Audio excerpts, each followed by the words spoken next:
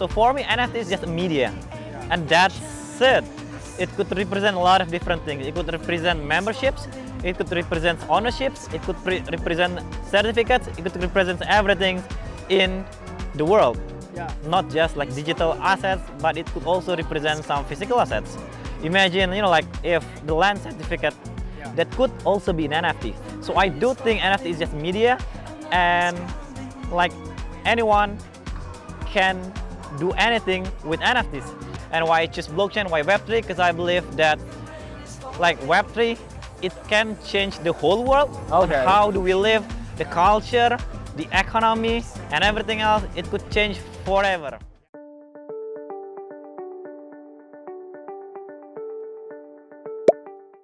Hey guys, Chris from Polkadot Insider. Today with me we have Riqi from Paris.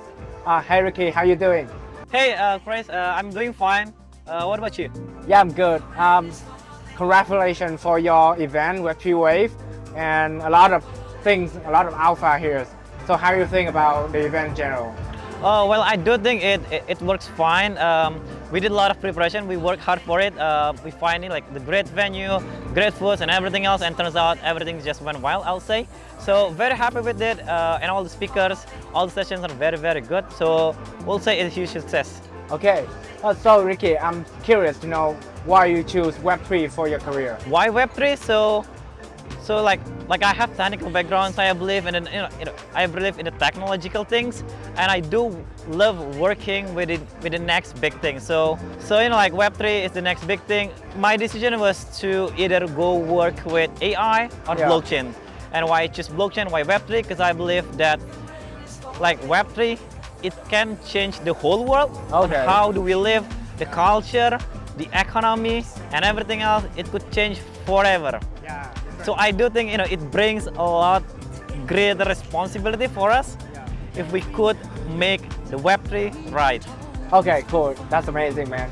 So you are working on an NFT marketplace and you work with a lot of NFT projects, right? So what's your own definition of NFTs? So what is NFT, right? So for me, NFT is just media, and that's it. It could represent a lot of different things. It could represent memberships, it could represent ownerships, it could represent certificates, it could represent everything in the world. Not just like digital assets, but it could also represent some physical assets. Imagine, like if the land certificate, that could also be an NFT. So I do think NFT is just media, and like anyone can do anything with NFTs. Just like what they have, like for example, if they bought a cap, they bought a hat, and they can use it, they can burn it, like throw it out, they can send it to their friends, they can do everything with their hat, with the things that they bought. So I do think we need to have that type of things in the digital world, and that's what NFT solve. Okay. So until now, there are tons of development around NFTs, like new standard, ERC 65561, right? And also a lot of things around like identity, credentials, and also a lot of utility around NFTs. So how you think, what are the current stage of NFT right now?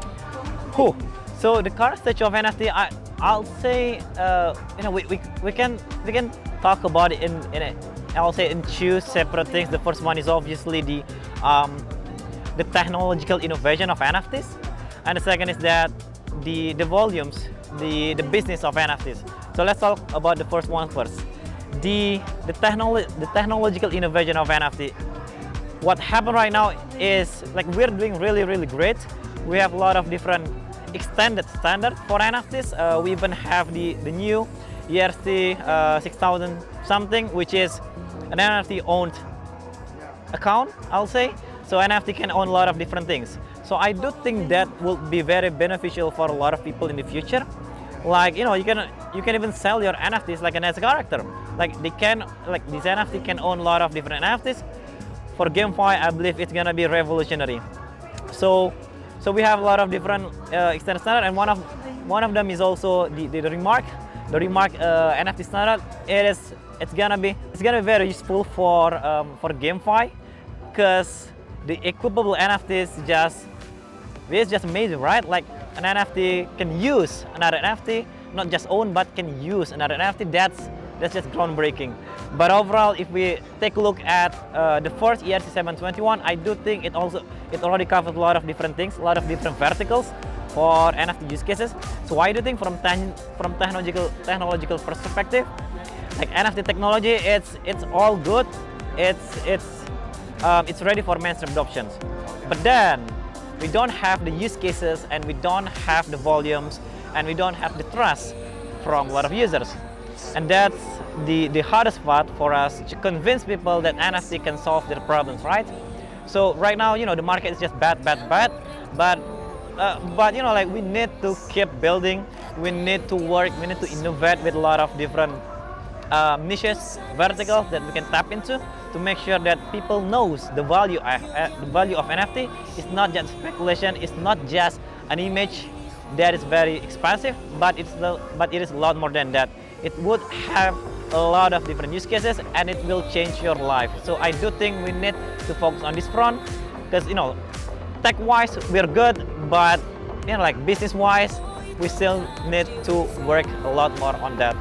So based on what you think, like previously, so what would be the next trend that you think will attract more attention and user base from Web 2?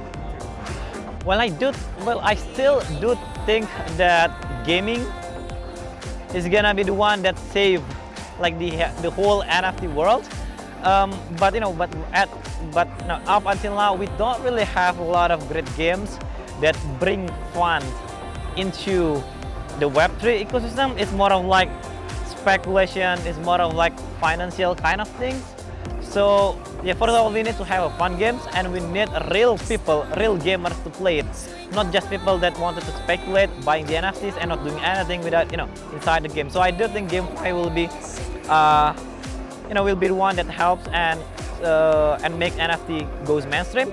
But then not just that, I also do think that digital NFTs gonna be the next big thing. Like big brands, for example, Nike, Adidas, all of them are experimenting with digital NFTs. So yeah, combining the physical world and digital world, it's gonna be big. Like Pudgy Penguins, they did so well with their toys with their toys, and the NFTs that can be act as a digital characters for the players. So yeah, there will be a lot of different use cases revolving around. The first one is gaming, and the second one is digital. Yeah, right. And so recently, there are a lot of keywords like Onchain verification or ID credential, So what do you think? Is it important for NFTs to iterate to these kind of things? Yeah. So I do think like NFT is very important, not just as a way to own like something that can be valued transactionally, but also as a way to own some kind of like digital certificate. So not precisely NFT, but SBT. So SBT can be used to basically prove that you've done several things. You've done these courses, you've done this degree, you won some hackathons or whatever it is, and SBT can be used for proving your identity, like your digital identity, on like how much you're worth, like based on your skills and whatever it is, and some of your achievement, I'll say. So yeah, I do think NFTs/SBT is very important for decentralized identity ecosystem. Okay, so actually I just come up with a new question recently. Okay, interesting. It's about consumer behavior. And you guys doing NFT marketplace, and there are a lot of types of NFT right now, a lot of categories. So what would be the difference between these users when they're consuming like different category of NFTs? Different category of NFT. So yeah, well, at the moment, I'll say CryptoNet is more of like speculators. So they just bought something that they hope would rise in price. So I guess the next wave of of NFTs should have real users with real use cases. So yeah, if we're talking about what happened right now, then obviously the people just ape into the NFTs. that can be seen as a way to speculate and get the price to even higher level. But in the future, I believe the NFT will have real use cases. So people that bought the NFTs, they're not looking to sell it. They want to own it, and they will use it in several places. Yeah. So I guess that's gonna be that's gonna be the difference between several categories. There will be like use cases category, that there will be utilities NFTs, and then there will be some NFTs that is pretty good for speculation. Like for example, I'll say like PFPs, like pure PFPs could be a thing for speculation. Like for example, if like big influencer aping into it, I think that's gonna be good. That's gonna be fine, right? But the biggest category will be the utilities NFTs. So I do think like the mainstream audiences will ape into the utilities, not just speculation. Okay, so the next question would be all about tariff. So talking about ink and WASM smart contract, these are the next big things in Astar and also Polkadot as well. So why you guys choose to build by ink? All right, why we built on ink? First of all, it is a new tech which we love.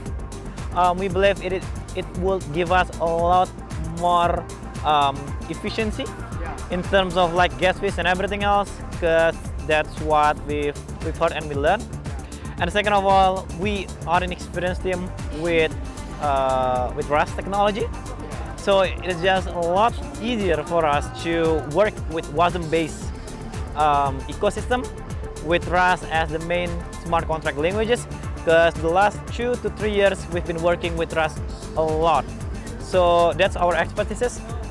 So like to summarize it, the first one is obviously because it offers a lot better experience both from the users and also from the developers. And the second is that because we already know how to do it in the ecosystem, in the WASM ecosystem. Okay, so why Astar? Why Astar? Yeah. Like Astar has a lot of brands, a lot of IPs that is globally recognized, and I do think that they're interested in jumping into the Web3 world. They just don't know whom to partner with. And Astar, as I'll say, one of the top Japanese blockchain, has the biggest chance to onboard these IPs, these brands that that is based in Japan. So why Astar is because we want to work with the biggest IP from Japan. We want to work with the biggest brand in Japan with the help of the Astar Network. Compared to perhaps any other chains out there, Astar is the only one that could offer that kind of experience for us as a partner. Cool. So I believe that currently the NFT landscape on Astar and also Polkadot is quite new, early stage, right? So what would be the plan of Tariff to attract more users and also creators for Astar and also Polkadot as well?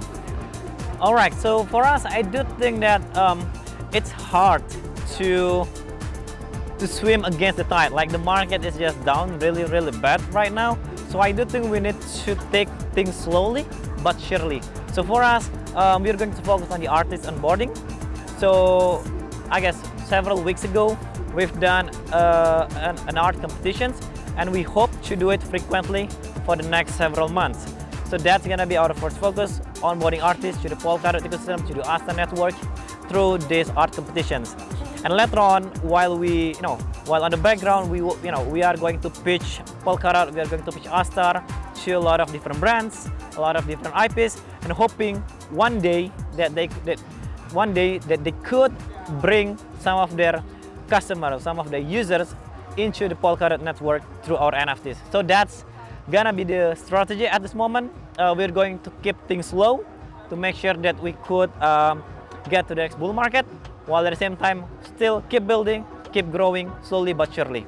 Okay, so Metaverse right now is a really potential, like prominent of the whole blockchain industry, right? So I'm curious to know how an NFT blockchain, how an NFT marketplace, can work with a Metaverse. And do you have any plans for that? Yeah, for a plan, we do have a plans, like obviously customized Astar-based Metaverse, which I believe the first metaverse on Polkadot. They have some teams based in Indonesia, just like Paras. So we'll work with them closely. So Paras and Customize will do several things together, events or whatever it is related to the Metaverse kind of experience. So yeah, and how do we see NFTs and Metaverses? It's right now I'm not really sure on how it's gonna be integrated both all together, but I do think the easiest one is to obviously just use the NFTs as a cosmetic for your metaverse. It could be used as a painting, it could be used as perhaps your t-shirt with NFTs on top of it. And so yeah, cosmetic is gonna be the first use cases that we are going to do with some of these metaverses. But then, well, I will say the opportunities are endless. There will be a lot of innovations that we are going to work together. But I truly believe that metaverse will be very big in the next several years. Okay, so this would be the last question in this conversation. And so, do you have anything to talk to the communities about Paras and any cool things coming up with Paras? All right, so for Paras, I'll say, as the new kid in the block on the Polkadot ecosystem on the Astar Network, please do check us out. We have really good user experience, and you can actually mint your NFTs directly on our platforms. You can create collections, you can mint your NFTs as cheap as possible through Astar Networks. So please do check us out. And what would happen? What would be the next thing that we're going to do? I'll say there will be a lot of events. There will be a lot of not only online events but offline events like this in the future. So please do follow our social media or Twitter or Instagram to keep updated with everything that we are going to do.